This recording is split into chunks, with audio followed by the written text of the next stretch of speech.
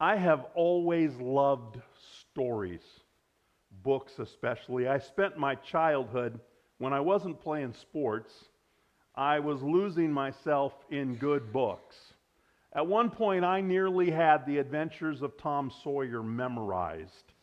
And later, I discovered C.S. Lewis, and then a little later, J.R.R. Tolkien.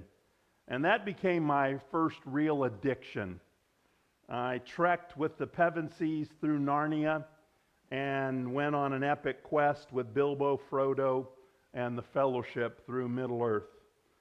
I was blessed to grow up, the good old days, but I was blessed to grow up when my home and my church taught me the stories of the Bible. We learned the Bible stories at home. My parents told me Bible stories. And then in Sunday school every week, and we had something called training union. Anybody remember training union? That was something we had. I don't know if that was just the churches I grew up in, but that was like Sunday school on Sunday night. We used to have 5-star Christians. This is a sidelight. This doesn't come out of my time. But you had a 5-star Christian you went to Sunday school and then church, and then you went to training union Sunday night and then church on Sunday night, and then you went to church on Wednesday night. We wore out the carpet. But we had Bible stories at all of these, and then VBS during the summer was 2 weeks long. How many of you remember that? That was great when we were Bible school goers, tours. I'm glad they canceled that before we started running Bible schools when I became an adult. I can't imagine how worn out those poor ladies were that ran Bible. Men didn't run Bible school back then. That was all ladies. But anyway, enough of those observations. But we had many other ways. We learned the stories of Moses and David and Elijah and Elisha. And of course, the stories of Jesus and his apostles. And then I taught them to my children. And another sideline, I wonder if children today learn the stories of the Bible like we learned them back then. And I think it's a shame if they don't. But there's a problem, I think, with how we learned our Bible stories. I think we tended to see Bible stories as kind of unrelated, here's a story, there's a story, everywhere a story. You know what I'm saying? They were morality tales told to instruct us, entertain us, be a good little boy or girl, and try to behave yourself. But the stories of the Bible are much more than that. Yes, they teach us right from wrong, but they are far more than Aesop's fables for religious folks. The Bible is one story from beginning to end. From Genesis to Revelation, the Bible is one story that reveals God's plan for us. Alistair Begg said the Bible is one story that unfolds in one book with one author about one subject. And today we're going to begin a new series. Technically, the series I just finished in Revelation is the end of this series. So we're looking at it in reverse. But it's called Creation, Cradle, Cross, and Crown, the Bible's Story. We're going to look at the whole story of the Bible from creation through the cradle of Jesus Christ, through the cross that he carried, right up to him wearing the crown at the end. Now, we're going to spend a few months here in the Old Testament, picking some of the highlights, right up until the Christmas season, when we'll look at the cradle of Jesus Christ. And then after the Christmas season, we will take between Christmas and Easter and look at the life of Jesus Christ. Again, just in highlights, we'll look at some of the major stories and some of the major trends between Christmas and Easter. Then from Easter to Pentecost. Now, we Baptists don't really talk about Pentecost much, but it's 7 weeks after Easter. We're going to look at some of the work of Jesus Christ in Acts and in the early church. And as I said, if we hadn't just studied Revelation, we would finish with a brief look at the book of Revelation and Jesus' glory, how he wraps the world up in his glory. Today we begin at the very beginning with some of the most powerful words ever written. In the beginning, God created the heavens and the earth. Every word in that sentence is packed with power. Again, in a survey like this, it's impossible. I could easily spend a couple of months in Genesis 1 and a couple of months in Genesis 2 digging for all the marrow in those bones. We cannot examine every treasure of truth here. We're going to have to hit the highlights, but I want to look at this first verse and try to draw some of the deep truths out of that and hit the highlights in the rest of the chapter. First of all, we're going to look word by word of that first sentence. In the beginning. Actually, in the Hebrew, that's one word. Bereshit. I gave you a Hebrew lesson. I'd ask you to say that after me, but you know. In the beginning, and there are many views of history. Some people believe that the world is the product of chance. It just happened. You know, there was this great explosion that took place, and everything just sort of started up and began to happen, and then mutations began by chance that led to genetic progress. My dad used to say that's like believing that the encyclopedia was the product of an explosion at a printing factory. But some people believe that the world is product of chance and mutation and all of those things. Survival of the fittest. Some people believe that the world is like a gigantic wheel, a cycle, and you go around and around and around, and you live and you die, and then you come back based on how you did the first time around or the second time around. Call it karma.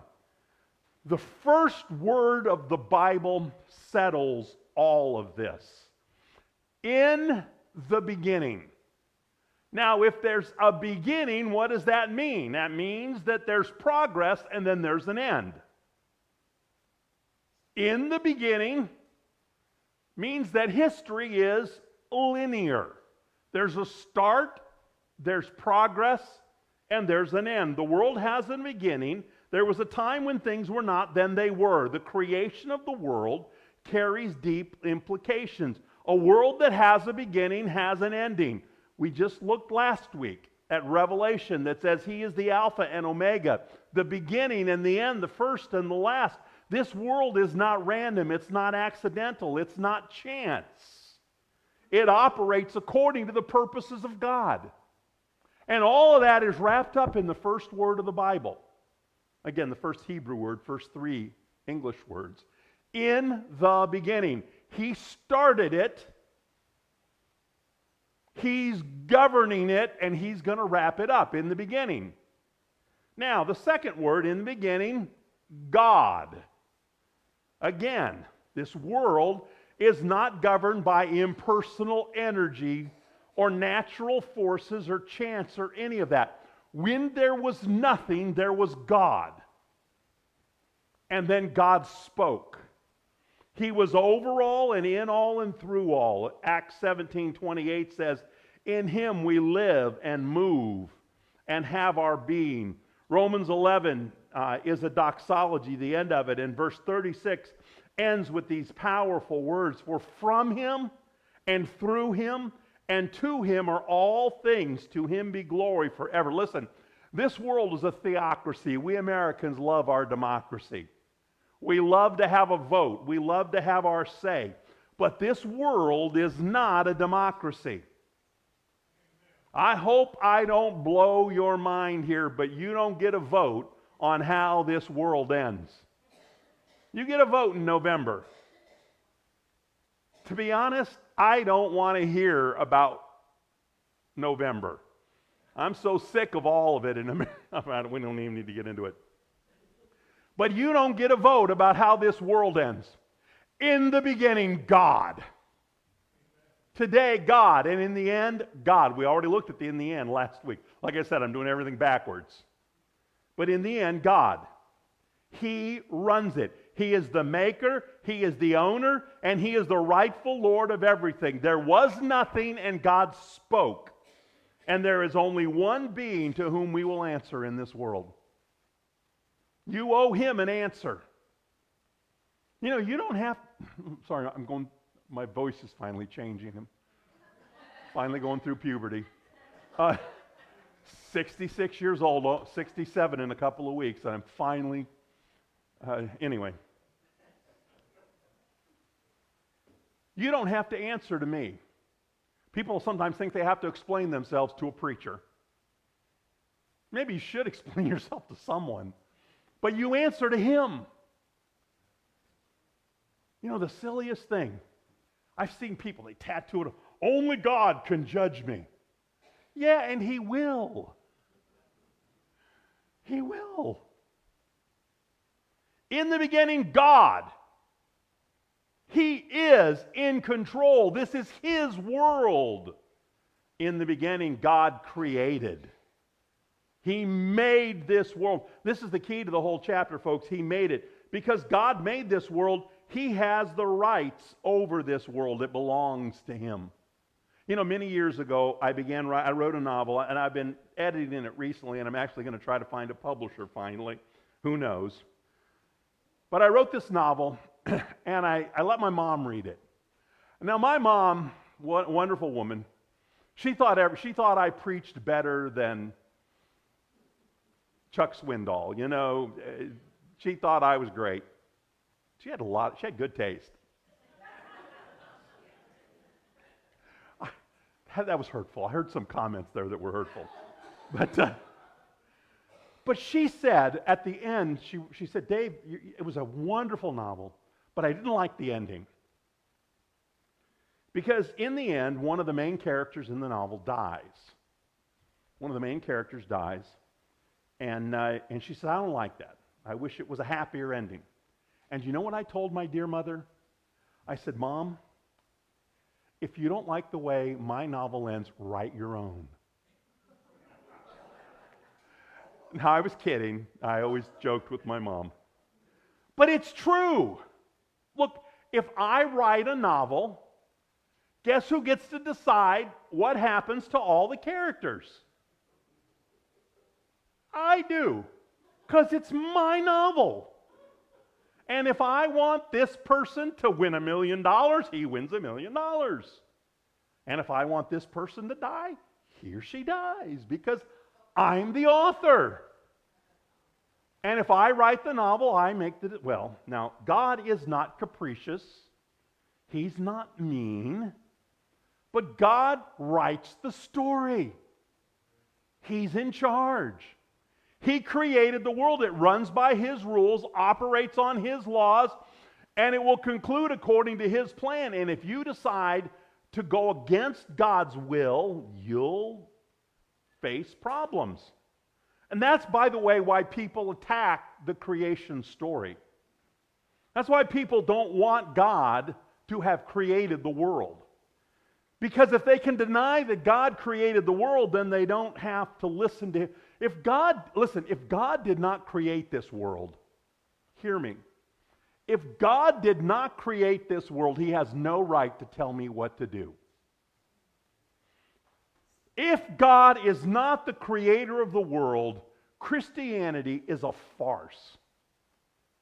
If He is not the creator, then He is a bully, telling us what to do and saying, I want to be your Lord. You know, the Bible's... Oh, man. This whole puberty thing is getting horrible. Oh, Bible. No, but the Bible, God says, I demand to be the Lord of your life. Well, what right does He have to do that? He has the right of the Creator. He said, I made you, and I sent my Son to die for you. And because of that, I have the right to be the Lord of your life. And if He didn't make us, if He didn't create us, He has no right to be Lord over us. That's why the creation story matters. That's why it matters that God is the creator. And so if you can deny that He's the creator, you can deny His right to be Lord. Now, Christians disagree about the meaning of Genesis 1. Some say that the 7 days represent ages. You know, that day is sometimes used to represent long ages, perhaps millions of years over which natural processes took place. And they say that explains the apparent age of the earth. Some people believe that the whole Genesis 1 is symbolic and God simply directed the process of evolution. They call that theistic evolution. I take a simpler view of this. I had a Hebrew and Old Testament professor. Now, this wasn't in the class I had, but others. I had good friends that were in this class where he actually said this. My college had very liberal professors, and they didn't believe the Bible. They taught the Bible, but they didn't believe it. And this professor was asked, in the Hebrew text, what is the Hebrew text teaching? And he said there is no question in his mind that the author of the text of Genesis believed that earth was created relatively recently in 7 literal days. He said that's what the Hebrew text is saying. There's several reasons for that. When, day can mean long ages, but when it's connected with like evening and morning was the first day, evening and morning was the second day. He didn't have to agree with that because he didn't believe the Bible.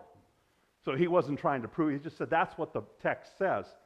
Now, I believe the Bible, and that's, I'm not exactly a Hebrew scholar, but I did have 3 years of Hebrew. I studied several years of Hebrew, and when I read it, that seemed certainly what it seemed like to me.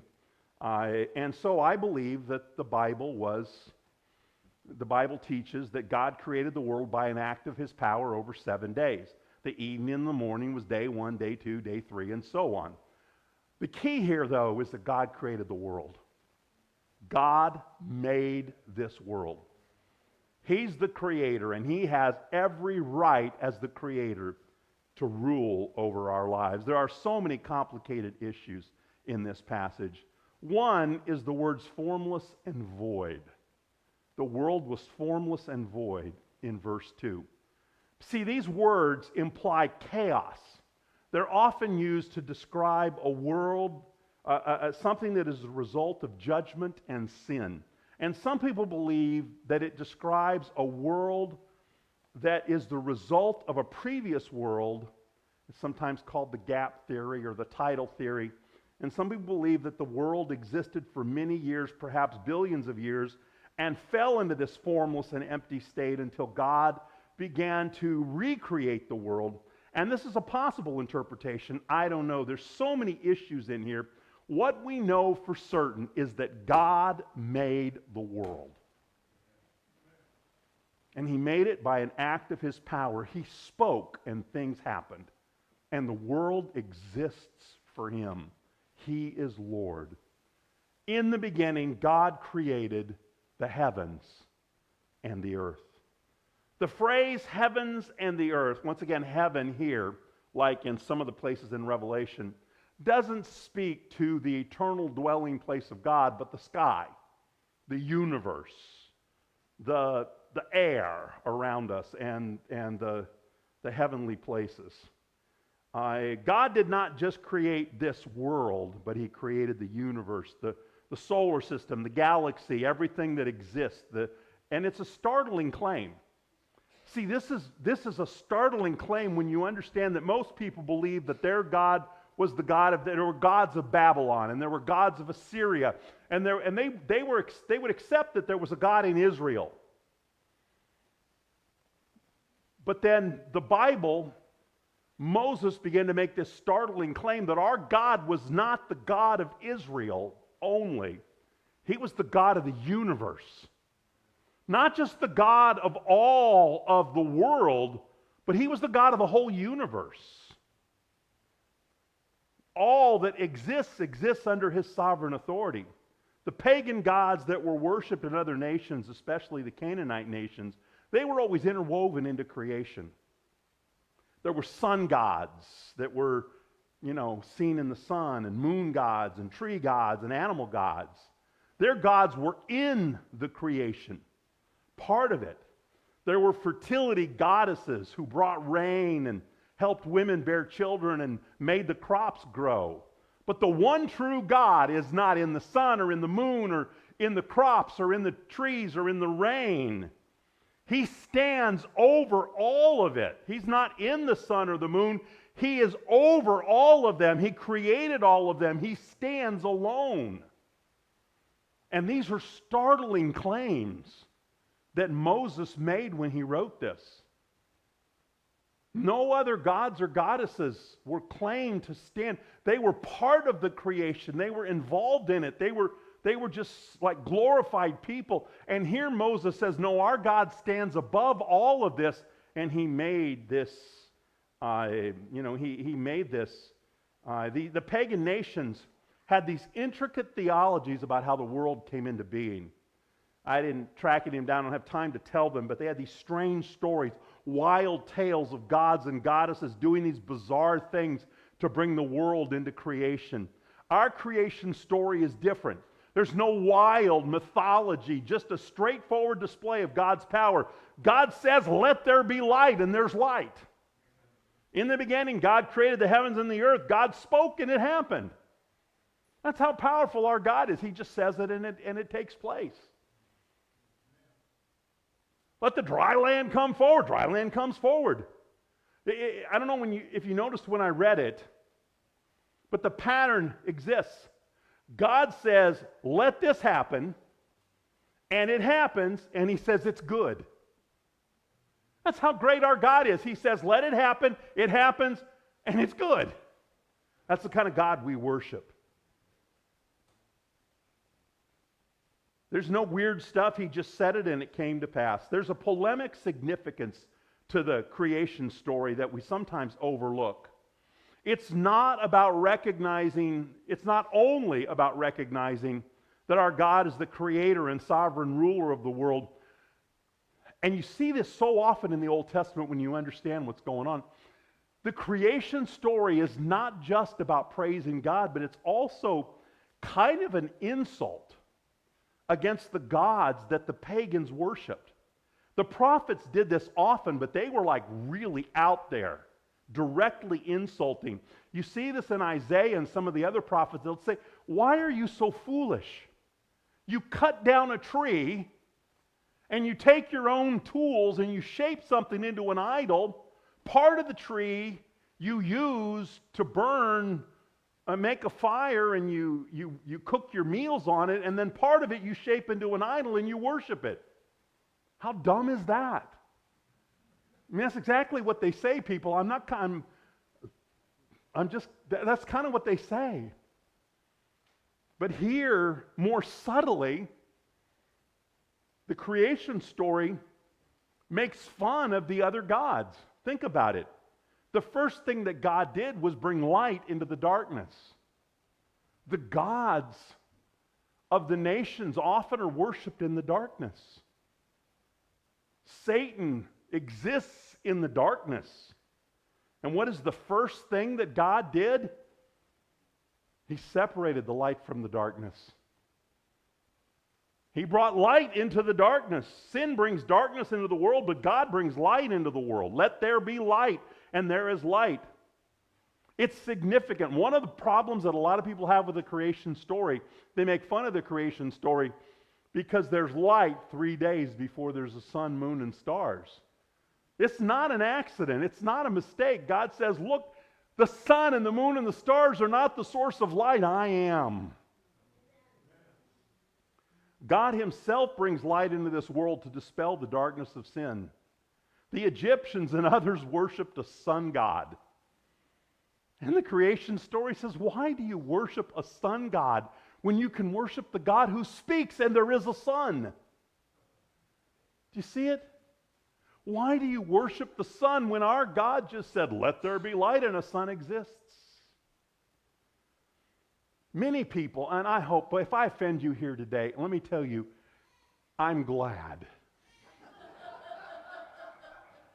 I don't know of anybody here that I'm offending, but I'm going to offend. If you follow the empty silliness of astrology,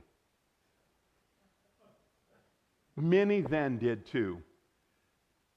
And he says, why do you, the creation story is intended to say, why do you seek signs and guidance in the stars when our God threw the stars into place by saying, let the stars come into, I put the stars in place. I moved them by my own hand. And yet you ask, why do you ask the stars for guidance when you can come to me and ask me for guidance? How foolish can you be? I'm looking for somebody looking at me really angry right now.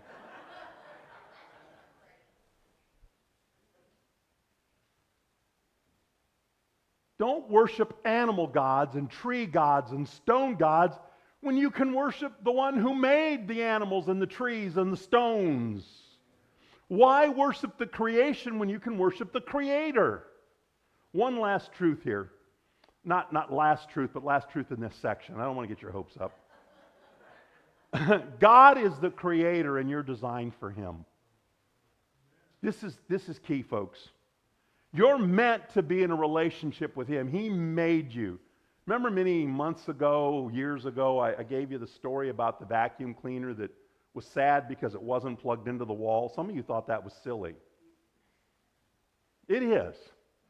But you're just like that vacuum cleaner if you're not plugged into God. You are designed for God. You're meant to be in a relationship with Him. And that's the tragedy of sin. Yes, sin is ugly and it's dirty, but a lot of times we act like the tragedy of sin, oh, sin makes you ugly and dirty and terrible and horrible. And yes, it does all of that. But the greatest disaster of sin is that it separates us from God, who is the source of life, the Creator of life. You were created for Him, and your life will never be right unless you're right with Him. That's why Jesus came and lived and died and rose, to bring you back into a right relationship with God, and you'll only be right when you're right with God. Counselors can help you, but only God can heal you. Friends and family, they're great, but only God brings life. And you are designed for Him, and you need Him. Now, one more thing. God created the world in 7 days. I didn't read the last, but at the end of each day, He looked at what He had created and He said, it is very good.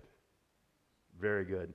Now, there are a lot of meanings to the word, but boiled down, it means that things are as they should be. Remember the last word of the Bible we talked about last week? Amen.